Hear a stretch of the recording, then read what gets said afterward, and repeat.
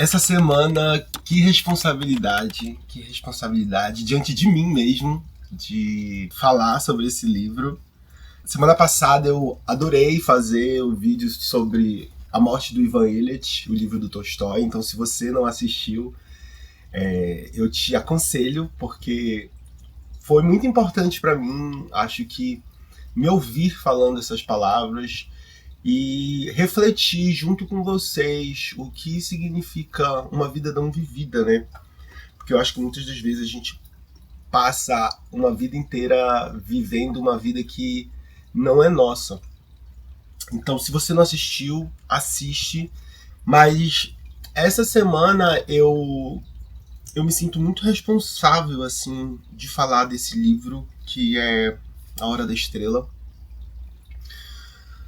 Porque, sem demagogia nenhuma, assim, sem charlatanismo, sem querer me aproveitar desses minutos de atenção de vocês, mas esse livro, existe um Lucas de fato antes e depois da leitura desse livro. Tanto que esse foi o livro que impulsionaram a leitura de muitos outros. Não só a leitura de outros livros, mas me impulsionou a minha vontade de viver. E a gente vai conversar muito porque, mas talvez pela provocação de lembrar que por enquanto ainda é tempo de morangos. Por enquanto a gente ainda pode estar aqui para curtir essa temporada, para viver, para sonhar, para fazer. Mas existe de fato porque muitas das coisas que hoje eu vivencio, muitas das coisas que hoje inclusive o fato de eu estar me atrevendo a falar sobre o livro da Clarice, mas essa coragem, essa vontade de compartilhar, esse desejo de talvez seguir adiante, de viver o sonho, de viver a própria vida, sabe? De ser autor do próprio destino. Eu tenho quase certeza que, óbvio, as coisas começam muito antes de começar e, inclusive, a gente vai falar disso nesse livro. Mas eu posso dizer que foi nesse livro que tudo começou.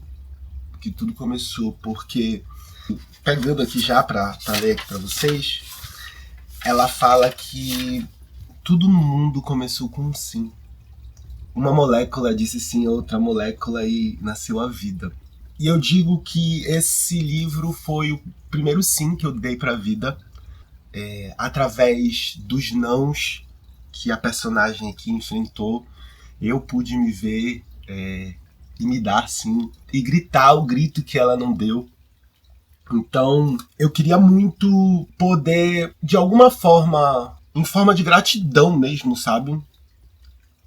Trazer essa experiência para vocês. Porque acho que no final de tudo, eu pude me fazer a seguinte pergunta sobre: existe futuro para uma vida de sobrevivência? E isso eu quero dizer porque foi esse momento em que eu me encontrava quando eu comecei a ler esse livro.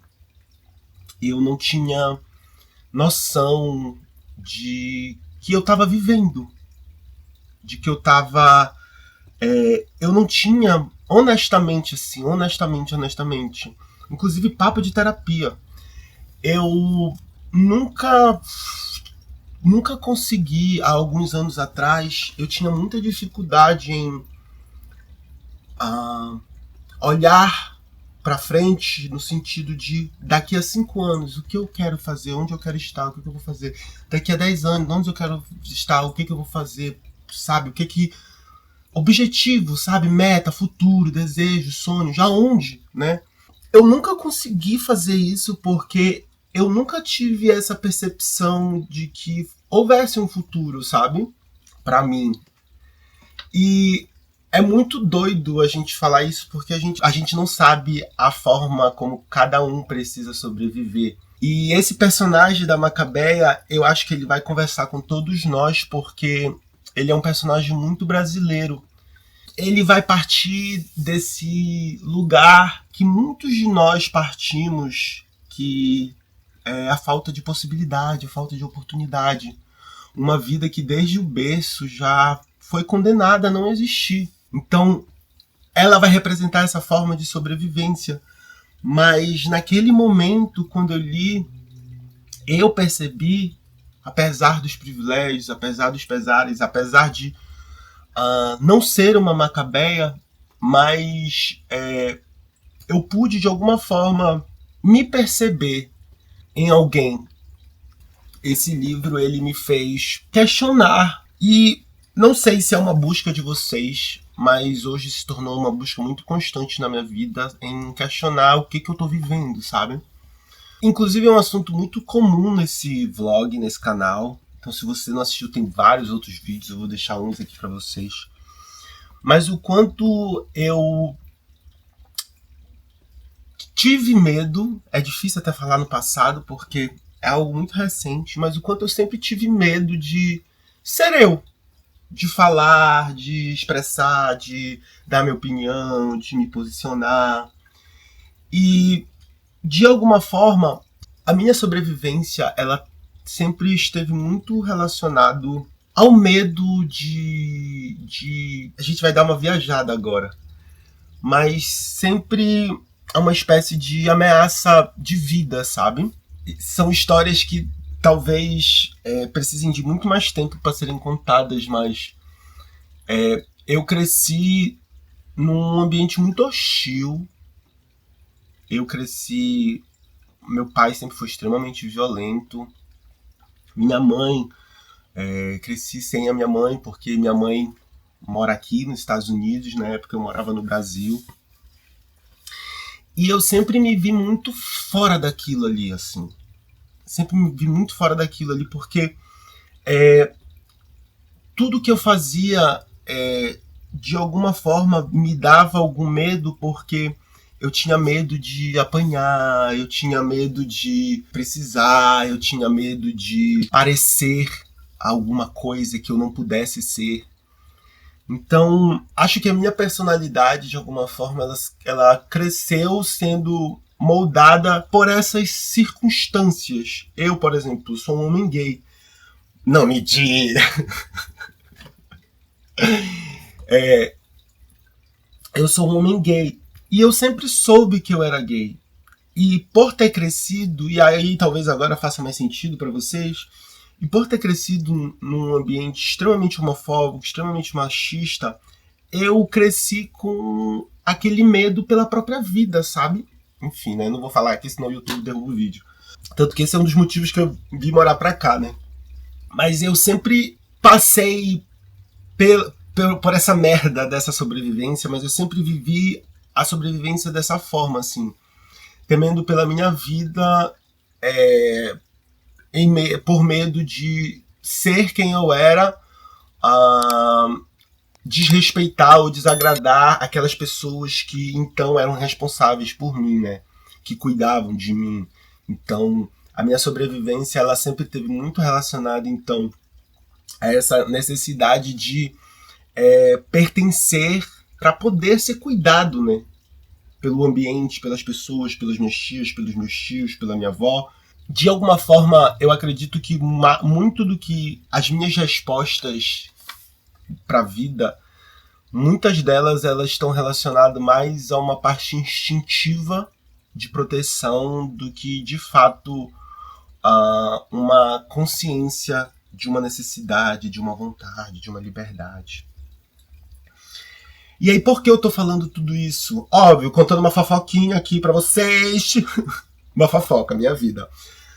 Mas para tentar dar esse contexto, esse cenário de como a sobrevivência da Macabeia, a inexistência da Macabeia, porque são tantas palavras, mas o quanto a sobrevivência dela, o quanto o grito que ela não pôde dar aqui no livro, eu talvez possa ter dado ao ler, por me perceber nela e entender o que estava passando com ela e o que passou comigo de alguma forma, sabe? Espero que isso tudo faça sentido. E aí, já falando do livro, o quanto a Macabeia, o próprio nome dela já é por conta de uma história que antecede a ela. Tem uma citação da Clarice que ela fala assim, que me deram um nome e me alienaram de mim. É que muitas das vezes o nosso nome, aquilo que a gente recebe quando a gente nasce, acaba determinando quase sempre aquilo que a gente vai se tornar, né? A cultura que a gente nasce, a cidade que a gente nasce, a família que a gente nasce, o sexo que a gente nasce. E, para mim, o nome da Macabeia, com a leitura do livro, ela vai representar exatamente isso, porque o nome dela era uma promessa de vida. Se ela viesse a viver, ela se chamaria Macabeia, como homenagem à Boa Senhora das Mortes. E ela vive, mas será que ela vive mesmo? Porque o que o livro a gente vai enfrentar por toda a leitura é a Macabeia só sobrevivendo, lutando pela vida, lutando pela vida, sendo sempre aquela promessa do que aconteceria quando não precisar sobreviver. Ela sempre e o livro ele vai representar muito isso, essa possibilidade, essa promessa de uma vida que nunca aconteceu. E quando ela promete acontecer, é o que dá o título ao livro, que é a Grande Hora da Estrela. E aí, como essa história começa a ser contada pra gente ter pra gente entender mais sobre o livro, né? Acho que é importante a gente fazer essa referência de que esse livro foi o último livro que a Clarice escreveu em vida. Ela já estava com câncer no hospital. Mas ela poderia ter escrito qualquer coisa, caras. Qualquer coisa. Mas ela deixou esse livro, a história da Macabeia, uma alagoana invisível que vem morar pro Rio de Janeiro. E é muito interessante porque ela se usa de um personagem, que é o Rodrigo SM, para poder falar dessa nordestina. E esse personagem, de alguma forma, talvez até represente muito ela, porque ele vai ser um intelectual, um burguês, pertencente a um nível social, uma classe, uma realidade muito distinta daquela nordestina. E uma observação, a Clarice ela é ucraniana, mas ela cresceu no Brasil, né? E ela cresceu no Nordeste. Então, tem uma entrevista que ela fala, e é exatamente isso que vai gerar a curiosidade no Rodrigo de começar a escrever sobre a Macabeia. É que ela fala que ela, por ter morado no Nordeste, ela compreendia, ela entendia, ela pegou aquele ar do nordestino perdido no Rio de Janeiro, sabe? O livro ele vai começar exatamente dessa forma. Ele vai começar o Rodrigo, que é esse personagem, autor, que vai falar que ele estava cruzando pelas ruas do Rio de Janeiro e aí ele se depara com essa nordestina. E eu acredito que esse ar perdido dessa nordestina, a aparência da nordestina, tudo aquilo que era tão oposto à vida que ele levava, é o que provoca ele a querer falar sobre ela. Só que para falar sobre ela, ela é tão baixa, ela é tão, não sei qual é a palavra para falar, que para ele poder falar dela, ele se priva de prazeres, ele se priva de tomar banho, de jogar futebol, de comer, enfim, parece que ele se enfia num cubículo aí, para poder se privar de alguns prazeres da vida, talvez, para encontrar a melhor palavra para descrever sobre ela. Porque é muito fora da realidade dele. E aí, quem é a Macabeia, né? Como acontece a história da Macabeia? Mas a Macabeia, como eu falei para vocês, ela nasce raquítica, no sertão, coitada. E como ela se torna órfã logo cedo, ela acaba sendo criada por uma tia no Rio de Janeiro. Essa tia é uma espécie de religiosa, uma espécie de beata, que também é outro personagem que vai mostrar para ela uma total falta de afeto, assim, um outro não, né? E diz que essa tia criava ela à base de cascudos. Talvez até a própria cabeça baixa que ela representa, a Macabeia, seja exatamente dessa infância que foi sempre sujeitada a uma espécie de submissão, de agressão, de obediência, de medo, sabe? Todas essas palavras, sabe? Mas, pelo menos, não... Óbvio que na minha vida eu tive pessoas que cuidaram de mim, pessoas que foram meus padrinhos, poxa vida. Mas é que muitas das vezes a gente talvez não encontre suporte nem na própria família, né? E não que seja culpa deles de alguma forma, mas às vezes a forma como a Macabeia teve algo que antecedeu a ela, às vezes o que antecede nossos pais, os nossos familiares, muitas das vezes é muito maior do que nós, né? Existe uma cultura toda atrás disso, existe tudo que passou diante disso. E às vezes nem eles sabem, talvez, que estão praticando alguma espécie de violência com a gente, né? Mas é muito difícil a gente saber. Mas o quanto o personagem da Macabeia, ele vai representar esse ciclo de pessoas invisíveis, de pessoas que passam pela vida sem saber que existiram, pessoas que são invisíveis e por serem invisíveis são totalmente substituíveis. Eu acho que a forma como a Macabeia é criada, de alguma forma, é a forma como ela passa a entender o mundo, né? É um mundo totalmente sem contraste. Desde a infância, a forma como nasceu, a origem que teve. Aí ela cresce por uma tia que também não é muito bacana com ela. Então, uma vida que não tem contraste, uma vida toda feita de nãos. Toda feita de nãos. Só que a grande questão da Macabeia, mas é o que em mim gerou identificação, é que pela falta de contraste, a Macabeia sequer sabia que ela vivia uma coisa ruim.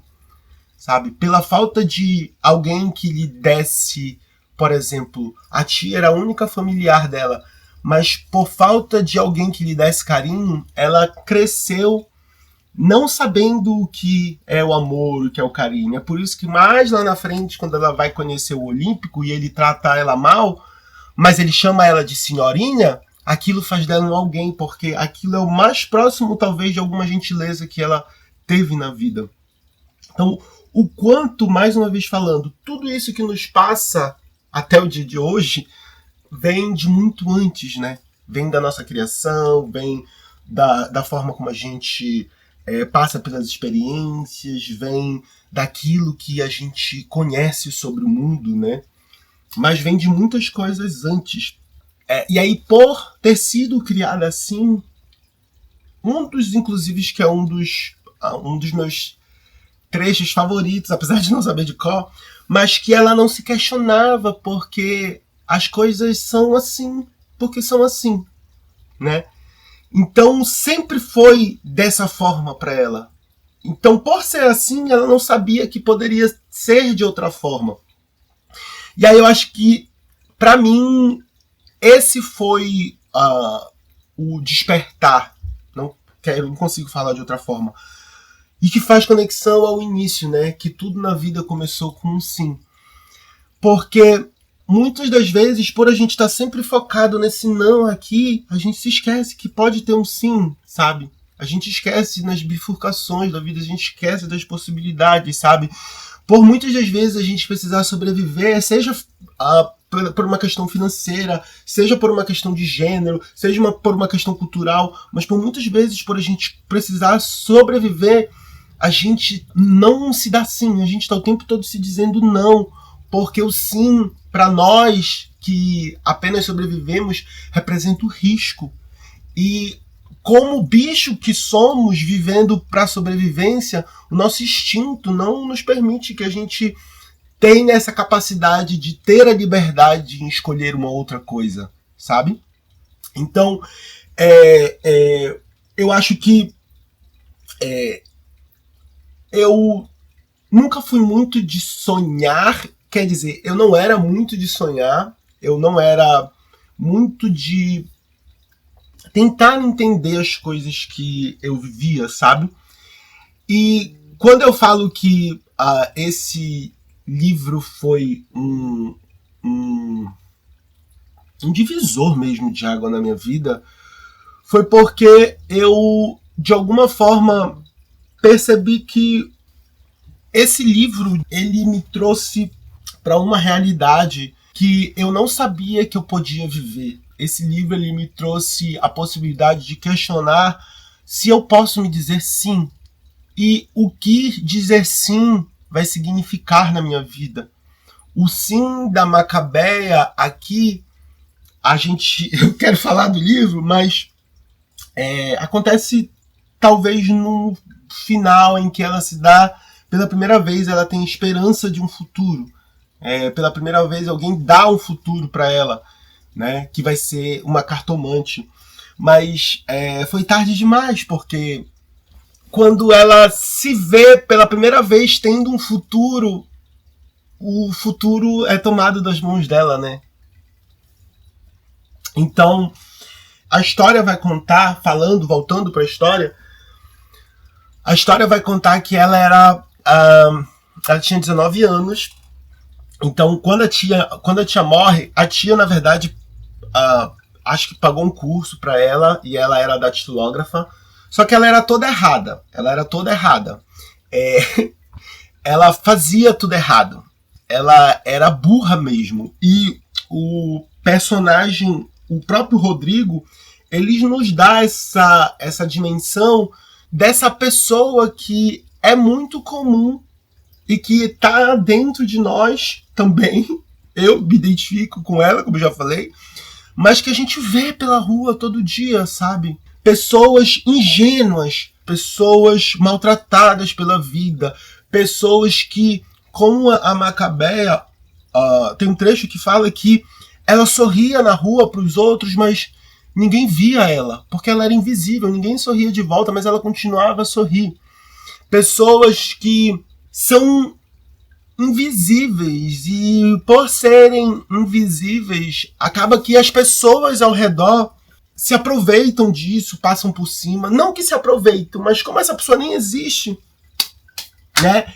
Inclusive um outro trecho que fala, né? É vida engolindo vida. É o ciclo do mais forte, do predador, E aí ela era toda errada. Diz que ela não tinha jeito nem zelo.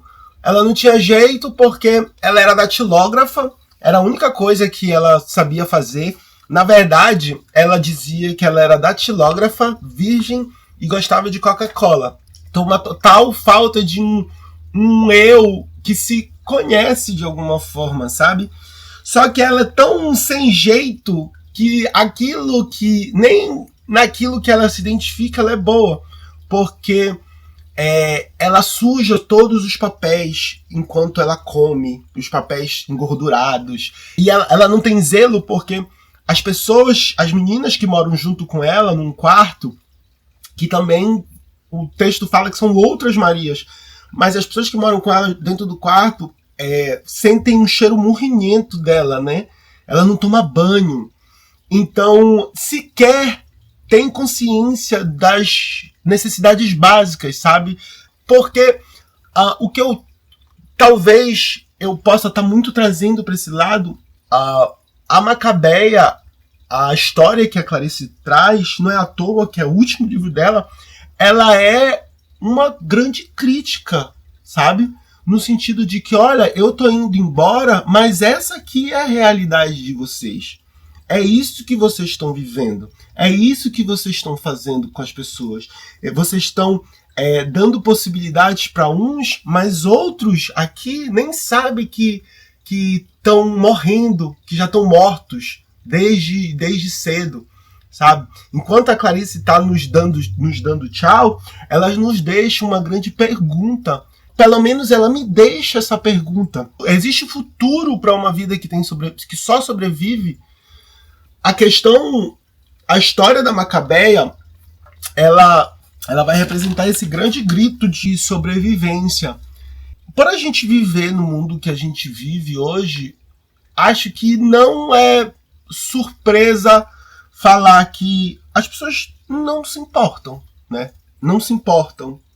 Por mais que ela lute para sobreviver de alguma forma, acaba sendo... Acho que acaba sendo sempre a lei do mais forte, né? Acaba que, pelo fato dela não ter jeito nem zelo no trabalho e na vida, as coisas vão sempre sendo tomadas dela, né? Porque ela é fraca, ela é bicho, ela não tem consciência, ela, coitada, ela é ingênua, pobrezinha. Então, essa é a constante luta dela pela sobrevivência. Mas aí, a história conta que, por ela não ter essa falta de jeito e de zelo, faz o trabalho dela todo errado. E aí o patrão demite ela e diz que vai colocar a Glória no local, né? A Glória, no trabalho, ela vai ser uma espécie de contraponto da Macabeia.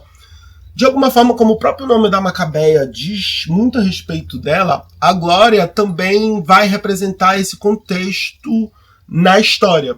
Porque a Glória é um contraponto, é o oposto da Macabeia, no sentido de que a Glória foi criada na carne, a Glória é gorda, é uma carioca, a Glória é filha de açougueiro, a Glória tem condições, a Glória é bonita. Ela representa exatamente esse outro nível de mulher que não é a Macabeia, uma mulher que é notada, uma mulher de curvas, uma mulher que no seu nome carrega aquilo que ela vai representar na vida e na história, né?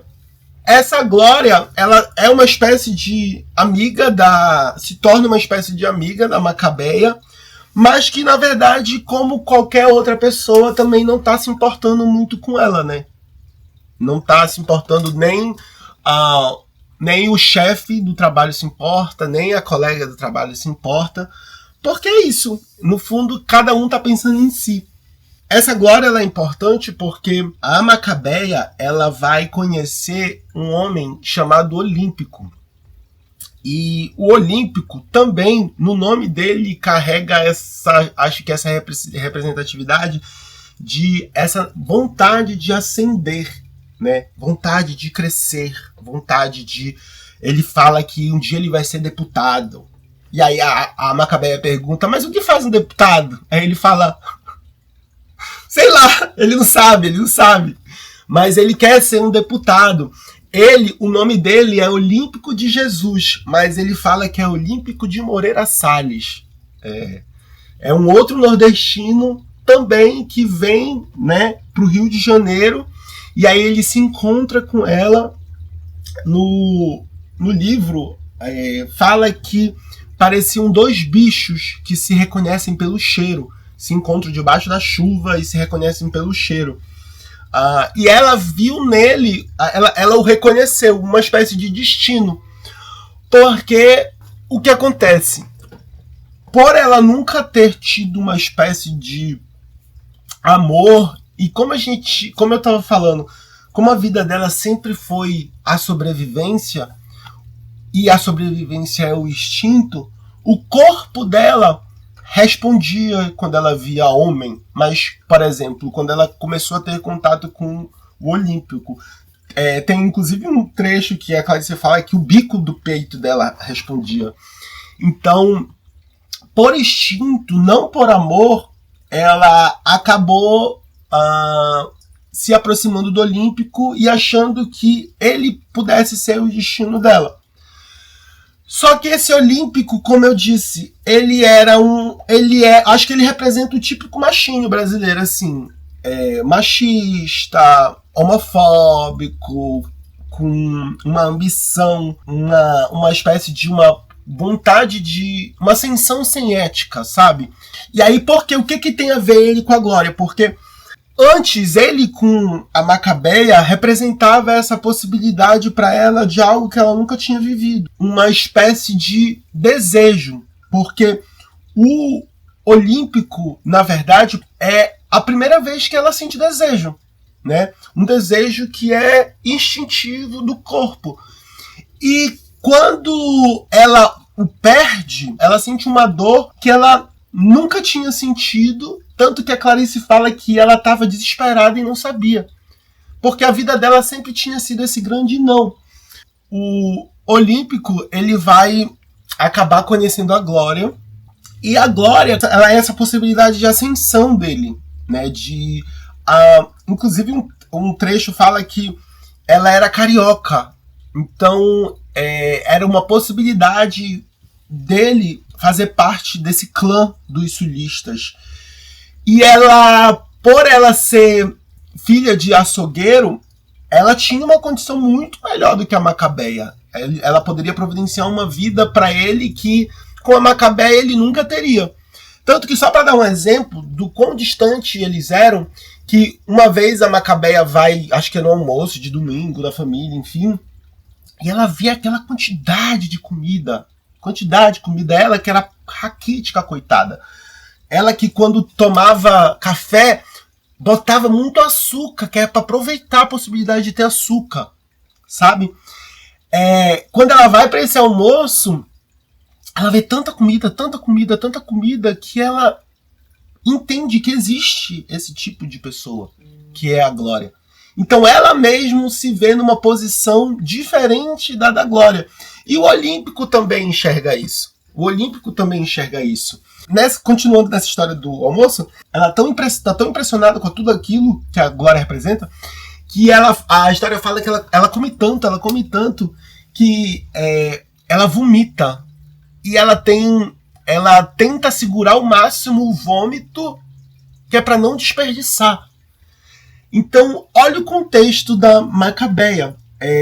Por exemplo, lembrando aqui agora, ela se alimentava à base de hot dog e Coca-Cola. Essa era a refeição da Macabeia.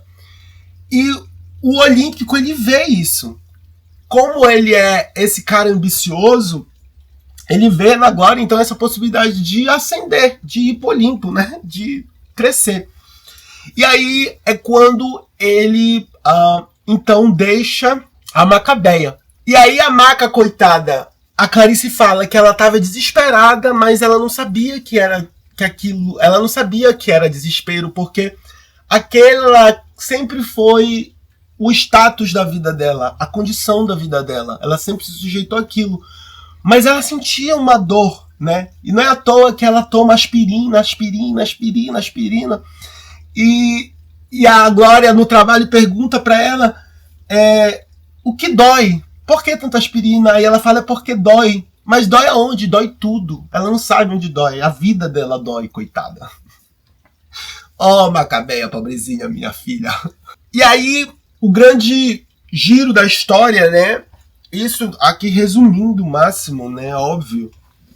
Mas é que nessa situação em que ela perde o namorado pra Glória, ela não sabe que é a Glória, né? Óbvio. A Glória oferece pra ela ir numa cartomante.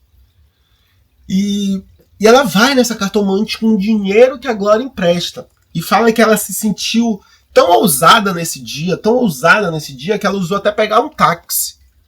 Porque era a possibilidade de ter um futuro, né? De ter um destino. Porque até então, toda a história que a Macabeia representa é uma história de uma pessoa que nunca teve futuro, porque acho que nunca teve a condição de se perceber passando do dia de hoje, né?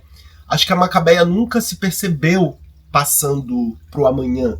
O que ela poderia fazer, como o próprio trecho diz, né? Como o próprio texto diz, era inspirar e expirar. Inspirar e expirar. Assim era a vida para ela.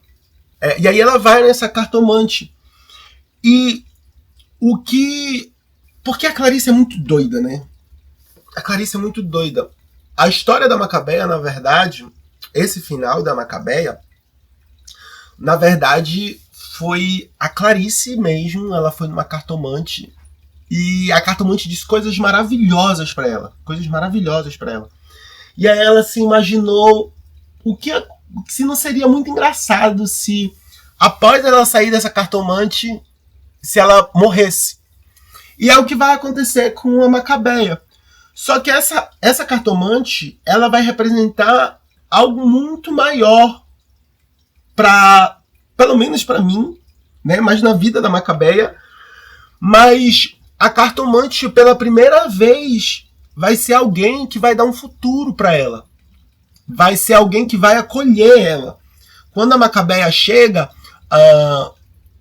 por exemplo, fazendo aqui a contraposição, quando o Olímpico pergunta o nome para Macabeia, ela fala Macabeia. Aí ele marca o quê? Parece nome de doença, de pele, algo assim, ele fala.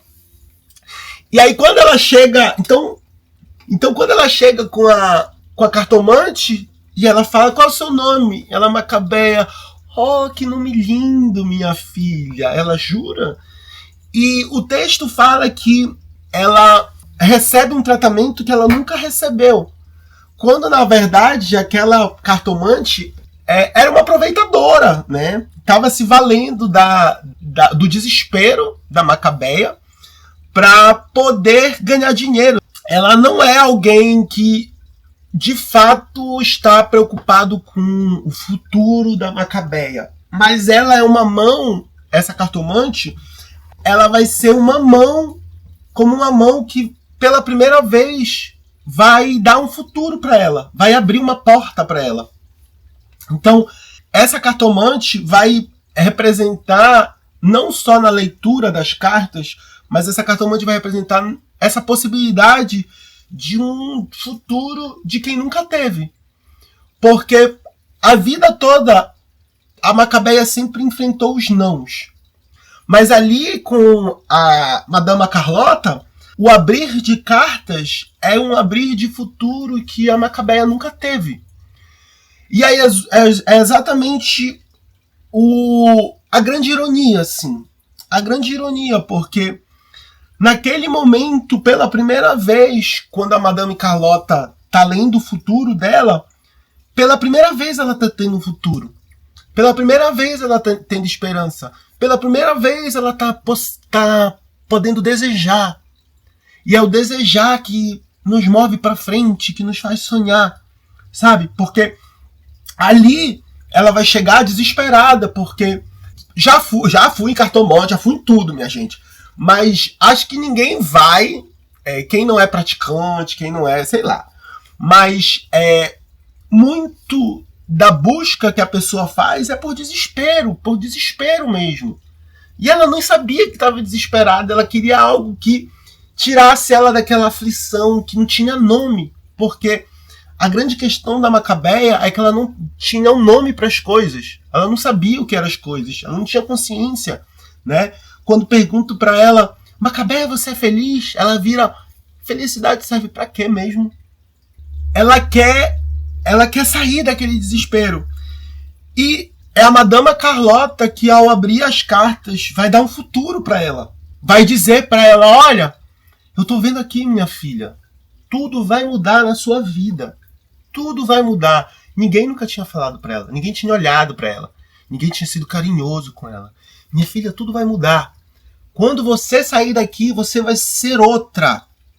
Tudo vai acontecer na sua vida. Ó, eu tô vendo.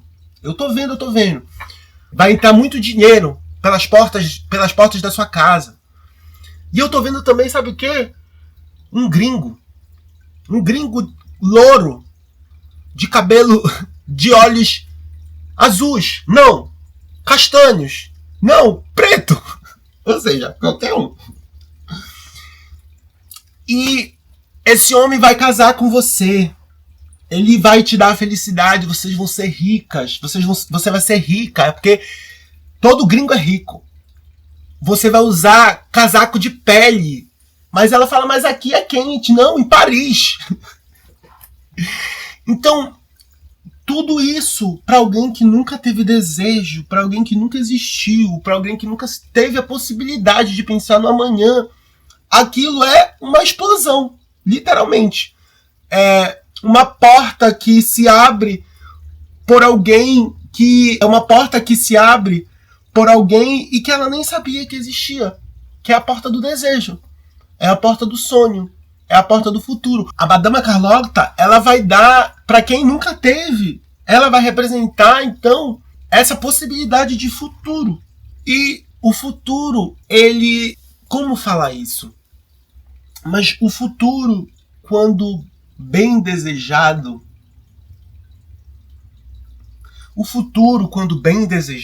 ele nos traz esperança. Ele te faz suportar. Ele te faz... Você sabe que você está passando por aquilo porque o futuro vai ser melhor.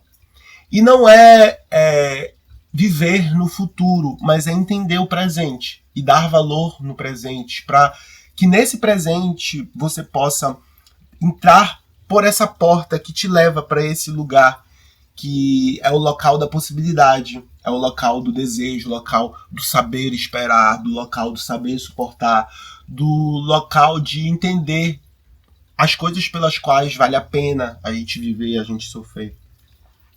E ela vai representar essa esperança para Macabeia, esse futuro que nunca existiu. E aí a grande virada, a grande tristeza, já tem, não sei quantos minutos de vídeo tem, mas já tem um bom tempo. Não tem como eu não falar isso agora. Mas a grande tristeza é que a história fala é que a Macabeia, então, já sai dali mudada. Totalmente mudada. Ela já sai, a vida dela já é outra.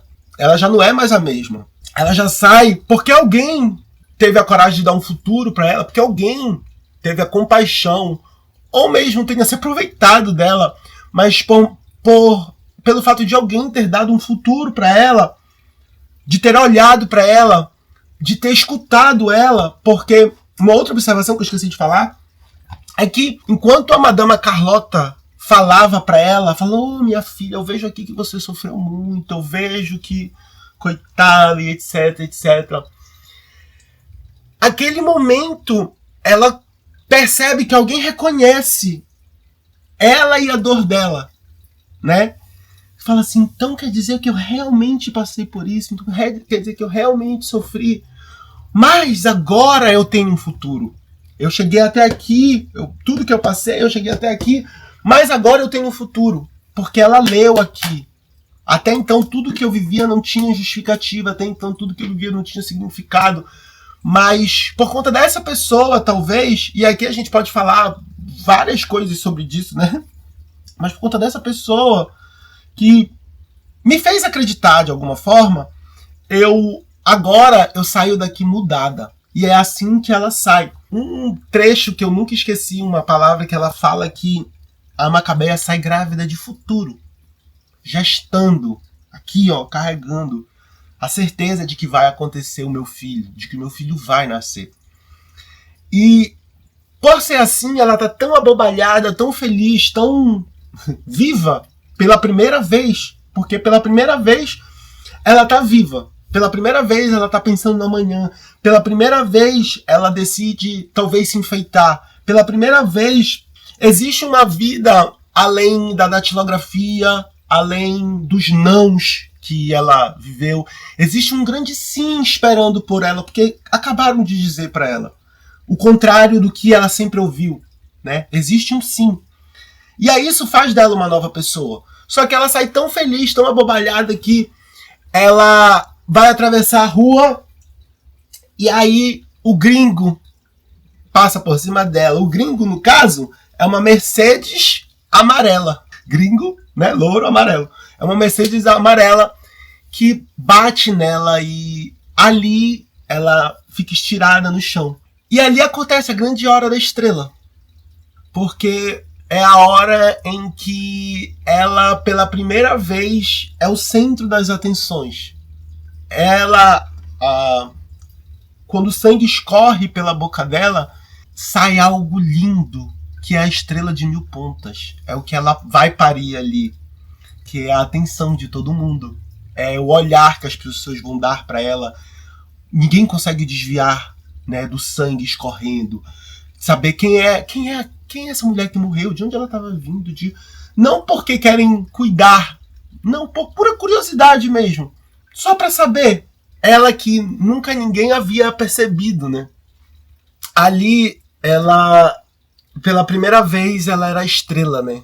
Pela primeira vez queriam saber dela. E acho que a morte tem muito disso, né? Nós somos o protagonista porque ninguém vai virar e vai falar assim, ei, peraí, vem cá, menino. Vem cá rapidinho. deixa eu morrer aí no teu lugar, eu gosto de ti. No mesmo instante em que o interesse dos outros cresce sobre ela, sobre a vida dela tá desaparecendo. É a vida dela que tá sendo deixada para trás. Uma vida que existiu, mas que foi vivida somente nesses últimos segundos, assim. Porque eu acho que a Macabeia, no fim das contas, ela representa, como eu estava falando, ela não sabia que existia até o momento em que ela pôde ter a consciência do que significa estar vivo.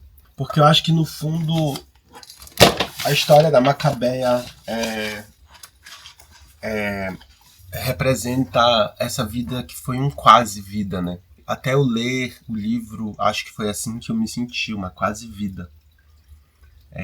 A própria Clarice fala que a história da Macabeia é a história dos sinos que quase badalam, que quase revelam o seu esplendor, revelam para que veio, né? Mas ela termina dizendo: meu Deus, só agora me lembrei que a gente morre, mas eu também? Não esquecer que por enquanto é tempo de morangos. E aí eu acho que me pegou porque a morte da Macabeia, quando eu tava torcendo por ela, nossa, eu lembro que eu chorava quando eu terminei de ler a primeira vez. A morte da Macabeia foi talvez a primeira vez que eu me senti tão vivo quanto ela ali, sabe? Foi quando eu permiti junto com ela sonhar alguma coisa. E aí, ver que ela morreu ali depois de ter passado por tudo que ela passou.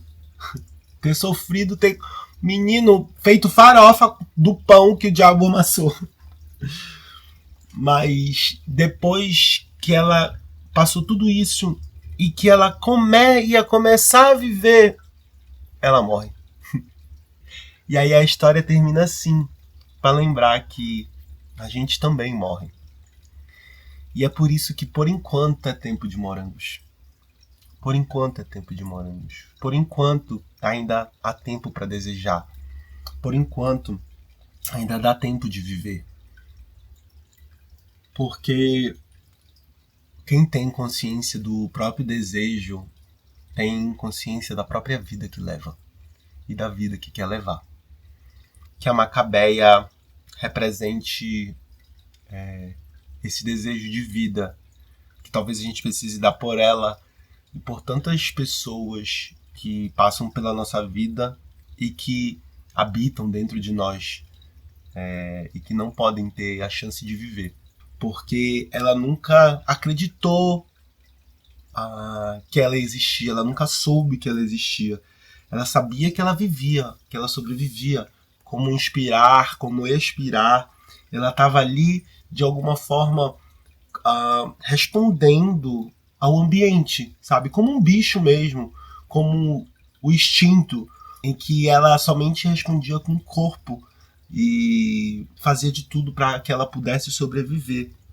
Ela é uma história que ela não é contada porque é uma história bonita, porque é uma história rara, mas ela Clarice conta porque ela se repete. Essa história ela se repete todos os dias, todas as horas. Uma história invisível nos corpos que o mundo não vê, nos corpos daqueles que, na vida, daqueles que tiveram o seu futuro roubado, porque nunca fora dada para eles a possibilidade de ter um presente, porque o presente para eles sempre foi a sobrevivência. E quando não há possibilidade de existir amanhã, a gente não sabe o que a gente pode escolher fazer no amanhã, o que a gente pode planejar, sonhar para amanhã. E aí eu acho que a conversa final que esse livro teve comigo foi que eu nunca havia sentido que eu realmente estava vivo, porque eu nunca me permiti sonhar, eu nunca me permiti desejar, eu nunca me permiti viver um papel que não fosse aquele que determinaram que eu fosse ter, sabe? ou que as condições que eu cresci, a forma como eu fui educado, me forçavam a acreditar que eu seria dessa forma. Então eu nunca, como eu já falei, eu nunca vivi uma vida que fosse minha. Eu nunca existi verdadeiramente, porque a minha sobrevivência até a leitura desse livro, ela sempre foi um grande não para mim. Sempre foi a necessidade de se manter vivo, de não ser violentado, de não ser agredido, de quando era criança eu precisava que a minha família gostasse de mim. Eu não tinha pai, não tinha mãe, eu precisava ser cuidado por aqueles que ainda restavam. Então eu muito me preocupei com essa necessidade de responder ao ambiente externo para que a vida não se tornasse mais difícil, para que eu pudesse, de alguma forma, né, continuar vivo, porque a vida ela sempre vai fazer questão de viver, ela sempre vai insistir. E a Macabeia talvez ela represente essa vida que insistiu até o último minuto em acontecer, mas que por conta das coisas de alguma forma serem estabelecidas como elas são, por a gente não entender e não se questionar, a gente acaba permitindo com que essas coisas aconteçam. E muitas das vezes nós mesmos somos as macabeias, né, da vida. Então o que eu quero falar com tudo isso?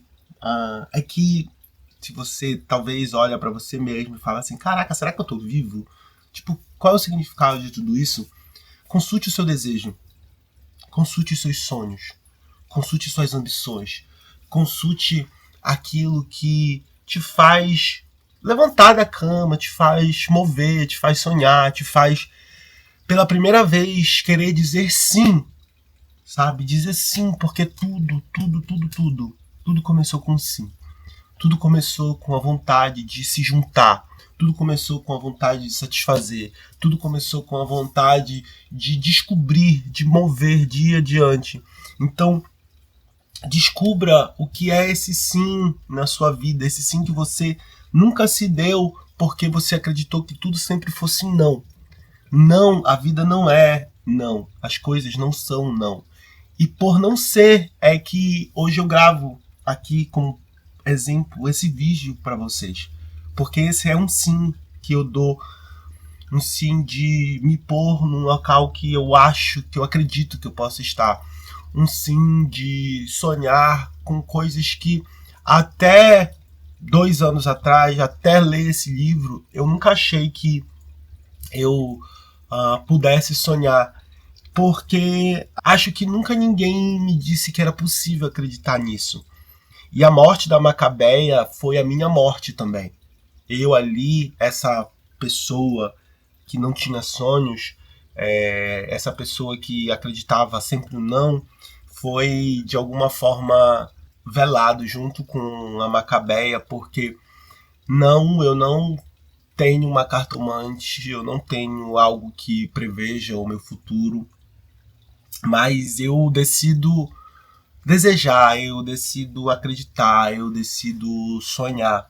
Acho que através do não existir da Macabeia, eu pude fazer o contraponto de me ver existindo. Acho que por poder perceber por ela aquilo que ela não conseguia e por poder dar esse grito que ela não deu, de alguma forma eu pude fazer isso por mim.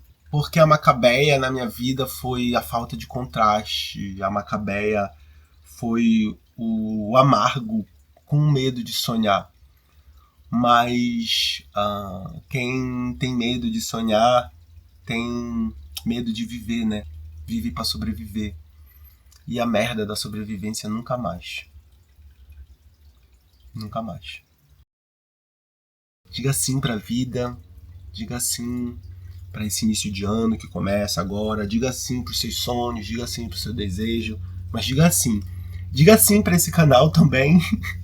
É uma honra poder compartilhar o que me passa nessa cabeça, o que me passa nessa vida, e acho que com honestidade de quem quer sentir o gosto do vivo nessa vida. Mas muito obrigado. Se você chegou até aqui agora, diga sim, deixando um comentário, curtindo, compartilhando, seguindo, né? Diga um grande sim para mim seguindo esse canal. Mas é isso, muito obrigado. Que a morte da Macabeia, de alguma forma, represente uma vida que possa nascer, então, de dentro de nós.